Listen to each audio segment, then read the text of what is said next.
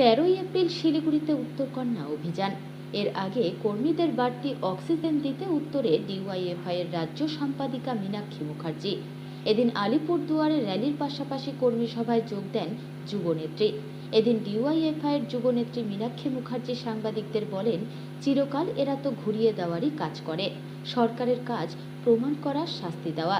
রাজ্যের মুখ্যমন্ত্রী মমতা বন্দ্যোপাধ্যায়কে অপদার্থ মুখ্যমন্ত্রী আখ্যা দিয়ে তিনি বলেন, নিজের সরকারি কর্মীদের চোর ডাকাত বলে ডাকে। এটা নিয়ে কি বলা যায়? যাদের চিরকাল গুলিয়ে দেওয়ার কথা তারা তাই কাজ করে বেড়াবে।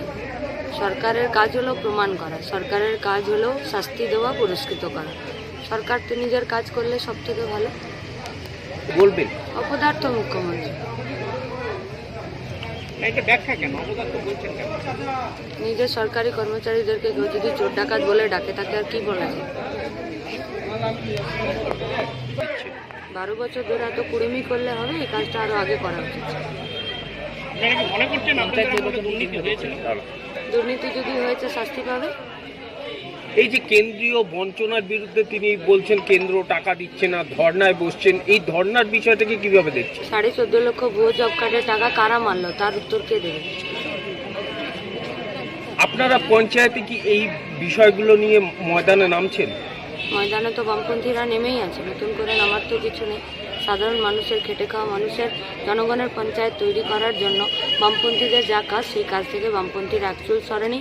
প্রতিদিন রাস্তায় আছে, সাধারণ মানুষও বামপন্থীদের পাশে আছে। যুব সমাজকে এই বিষয়ে, আপনাদের যুব সমাজকে এই বিষয়ে কি কি বার্তা দেবেন? যুব সমাজকে ডিওয়াইএফআইকে আলাদা করে বার্তা দিতে হয় না। ডিওয়াইএফআই নিজের কাজ করে যাচ্ছে। সাধারণ মানুষের কাছে আমাদের অ্যাপিল, নিশ্চিন্তে নির্ভয়ে জনগণের পঞ্চায়েত নির্বাচন করতে ভোট দিন। মর্যাদার পঞ্চায়েত, অধিকারের পঞ্চায়েত, মানুষে মানুষে বিভেদের বিরুদ্ধে পঞ্চায়েত ছিল, সেই পঞ্চায়েতকে মানুষের পঞ্চায়েতে, মর্যাদার পঞ্চায়েতে ফেরানোর জন্য সাধারণ মানুষকে এগিয়ে আসতে হবে। বামপন্থীরা সাথে আছে, সামনে আছে। এই মনে হচ্ছে কেন আপনার মনে হচ্ছে না?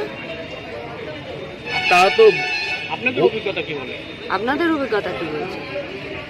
আমরা তো শুনেছি যে আপনারাই অভিযোগ করেছেন যে ভোট লুট হয়েছে গত পঞ্চায়েতে। এবার আপনারা দেখেননি লুট হয়েছে?